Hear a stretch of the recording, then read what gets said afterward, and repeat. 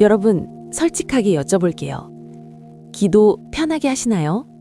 아니면 기도하려고 앉으면 뭘 말해야 할지 몰라서 그냥 눈만 감고 있다가 일어나신 적이 있으신가요? 괜찮아요. 오늘 와주셔서 교회에서 정말 갑자기 기뻐요. 집사님, 기도 부탁드립니다 하는 말에 심장이 철렁 내려앉으신 분 계신가요?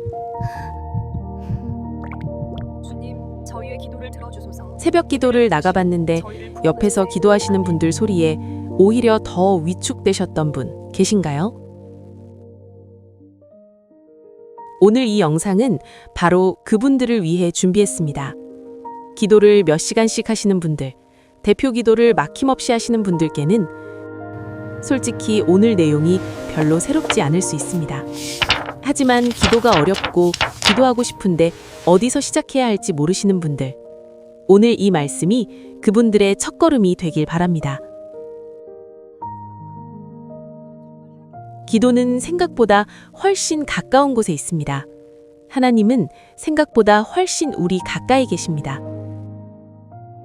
오늘 함께 그 진실을 발견해 보겠습니다. 여러분 솔직하게 여쭤볼게요. 기도 편하게 하시나요? 아니면 기도하려고 앉으면 뭘 말해야 할지 몰라서 그냥 눈만 감고 있다가 일어나신 적이 있으신가요? 교회에서 갑자기 집사님 기도 부탁드립니다 하는 말에 심장이 철렁 내려 앉으신 분 계신가요? 새벽 기도를 나가봤는데 옆에서 기도하시는 분들 소리에 오히려 더 위축되셨던 분 계신가요? 오늘 이 영상은 바로 그분들을 위해 준비했습니다. 기도를 몇 시간씩 하시는 분들, 대표 기도를 막힘없이 하시는 분들께는 솔직히 오늘 내용이 별로 새롭지 않을 수 있습니다. 하지만 기도가 어렵고 기도하고 싶은데 어디서 시작해야 할지 모르시는 분들, 오늘 이 말씀이 그분들의 첫걸음이 되길 바랍니다. 기도는 생각보다 훨씬 가까운 곳에 있습니다. 하나님은 생각보다 훨씬 우리 가까이 계십니다. 오늘 함께 그 진실을 발견해 보겠습니다. 기도를 어렵게 느끼는 데는 이유가 있습니다. 우리가 무의식 중에 기도를 이렇게 생각하기 때문입니다. 기도는 아름다운 문장으로 하나님께 드리는 것. 그래서 교회에서 기도 잘하시는 분들의 기도를 들으면 마음속에 이런 생각이 스멀스멀 올라옵니다. 나는 저렇게 못하는데 나는 기도를 제대로 못하는 사람인가? 그런데 오늘 딱 한 가지만 기억하시면 됩니다. 기도는 문장을 만드는 것이 아닙니다. 기도는 하나님께 내 마음을 있는 그대로 말씀드리는 것입니다. 성경을 보면 이 진실이 분명하게 나옵니다. 시편 22편 1절에서 다윗은 이렇게 기도했습니다. 내 하나님이여 내 하나님이여 어찌 나를 버리셨나이까? 이것이 기도입니다. 완벽한 문장이 아니었습니다. 있는 그대로의 울부짖음이었습니다. 열왕기상 19장에서 엘리야는 광야에서 이렇게 기도했습니다. 여호와여 넉넉하오이다. 이제 내 생명을 거두시옵소서. 지쳐서 더 이상 못 살겠다는 고백이었습니다. 그 기도를 하나님은 외면하지 않으셨습니다. 천사를 보내 음식을 주시고 힘을 주셨습니다. 하나님은 화려한 언어를 원하지 않으십니다. 진심, 어린 마음을 원하십니다. 요한복음 4장 24절에서 예수님은 말씀하셨습니다. 하나님은 영이시니 예배하는 자가 영과 진리로 예배할지니라. 신령과 진정, 그것이 하나님이 원하시는 기도의 핵심입니다. 그렇다면 기도는 어디서부터 시작하면 될까요? 첫 번째 단계입니다. 바로 내 상태를 하나님께 있는 그대로 말씀드리는 것입니다. 아주 단순합니다. 하나님, 저 오늘 너무 힘들어요. 하나님, 저 지금 마음이 많이 무거워요. 하나님, 저 오늘 정말 감사한 일이 있었어요. 하나님, 저 지금 너무 기뻐요. 이것이 기도의 첫 번째 문입니다.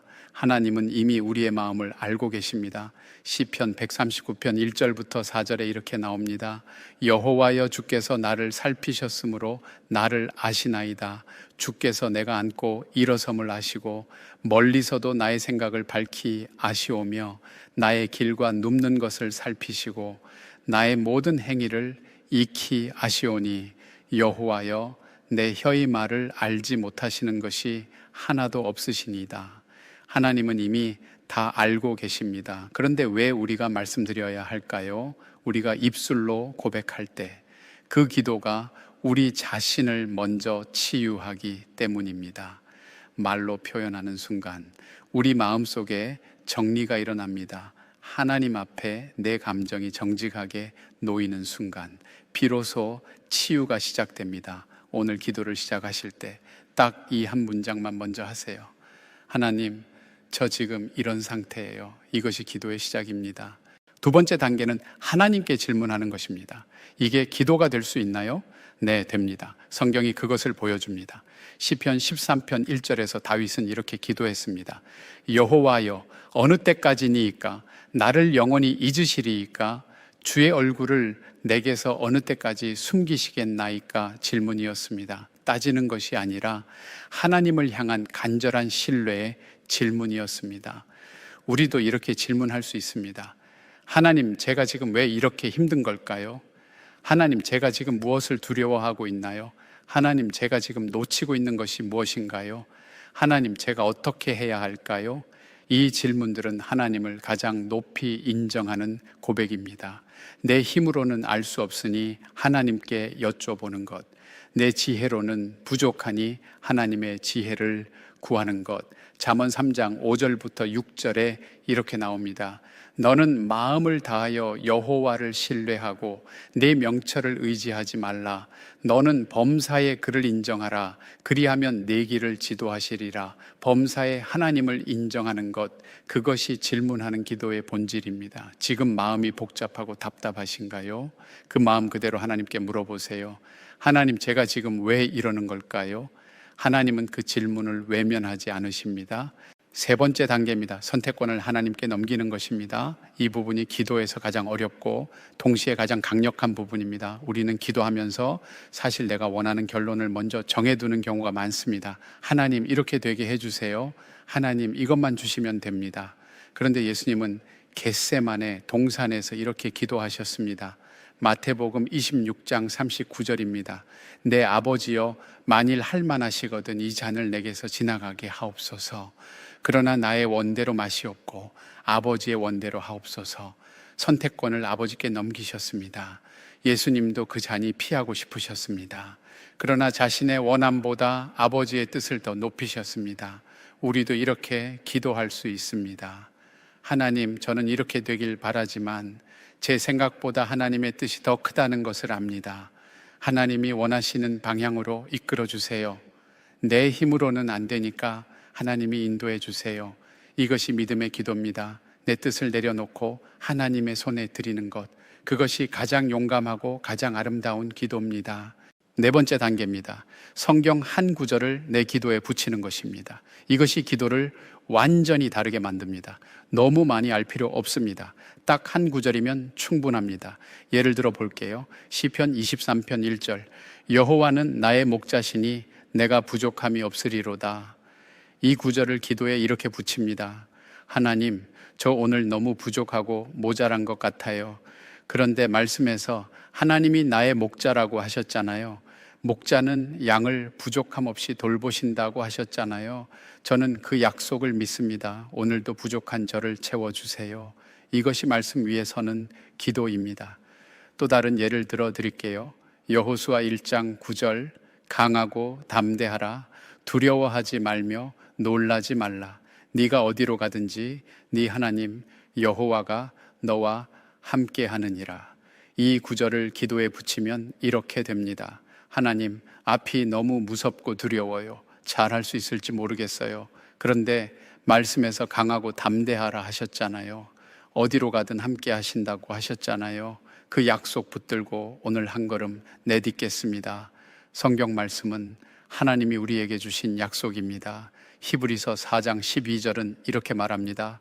하나님의 말씀은 살아있고 활력이 있어 좌우에 날선 어떤 검보다도 예리하여 그 살아있는 말씀을 다시 하나님 앞에 내어놓는 것, 그것이 가장 강한 기도입니다. 기도가 막막하실 때 오늘 외워두신 말씀 한 구절을 꺼내 붙여보세요. 기도가 달라집니다. 다섯 번째이자 마지막 단계입니다. 자주 그리고 진정성 있게 하는 것입니다. 기도는 실력이 아닙니다. 관계입니다. 부모님께 매일 짧게 전화하는 자녀가 1년에 한 번 격식을 갖추어 전화하는 자녀보다 훨씬 더 가까운 관계입니다. 하나님과의 기도도 같습니다. 데살로니가전서 5장 17절은 단 세 글자로 말합니다. 쉬지 말고 기도하라. 긴 시간의 기도가 아닙니다. 끊이지 않는 기도입니다. 밥 먹을 때, 출근길, 지하철 안에서, 잠들기 전 이불 속에서 누군가로 인해 마음이 힘들어진 순간, 그 순간마다 하나님께 한마디씩 말씀드리는 것, 그것이 쉬지 않는 기도입니다. 누가복음 18장에 예수님이 말씀하신 비유가 있습니다. 과부가 불의한 재판관을 찾아가서 포기하지 않고 계속 간청했습니다. 그 재판관이 결국 들어주었습니다. 예수님은 이 비유를 통해 말씀하셨습니다. 하물며 하나님께서 그 밤낮 부르짖는 택하신 자들의 원한을 풀어주지 아니하시겠느냐. 자주 나아가는 것이 중요합니다. 포기하지 않는 것이 중요합니다. 그리고 무엇보다 진정성이 중요합니다. 마음에 없는 말을 아무리 길게 해도 그것은 기도가 아닙니다. 짧아도 됩니다. 한마디여도 됩니다. 그 안에 진심이 있다면 그것이 기도입니다. 자, 오늘 배운 5단계를 모아서 실제로 기도해 보면 이렇습니다. 함께 해보시겠어요? 하나님 아버지, 오늘 정말 지쳤어요. 왜 이렇게 마음이 무거운지 저도 잘 모르겠어요. 하나님, 제가 지금 무엇을 두려워하고 있는 걸까요? 제가 지금 놓치고 있는 것이 무엇인가요? 저 혼자 힘으로는 안 되니까 하나님이 이끌어 주세요. 말씀에서 강하고 담대하라, 두려워하지 말라. 네 하나님 여호와가 너와 함께 하느니라 하셨잖아요. 그 말씀 붙들고 오늘 하루를 걸어가겠습니다. 예수님의 이름으로 기도드립니다. 아멘. 이게 기도입니다. 아름다운 문장이 없어도 됩니다. 길지 않아도 됩니다. 진심이 담긴 고백이면 충분합니다. 마지막으로 오늘 함께 나눈 5단계를 정리해 드릴게요. 첫째, 내 상태를 하나님께 있는 그대로 말씀드리는 것. 둘째, 하나님께 질문하는 것. 셋째, 선택권을 하나님께 넘기는 것. 넷째, 성경 한 구절을 내 기도에 붙이는 것. 다섯째, 자주 진정성 있게 하는 것. 이 5가지가 완벽해야 기도가 되는 것이 아닙니다. 오늘 딱 한마디로 시작해 보세요.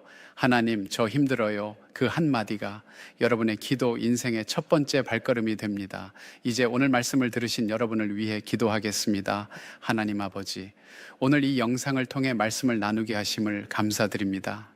지금 이 시간 기도가 어렵고 막막했던 분들이 이 말씀 앞에 앉아 계십니다. 하나님, 이분들의 마음을 만져주시옵소서.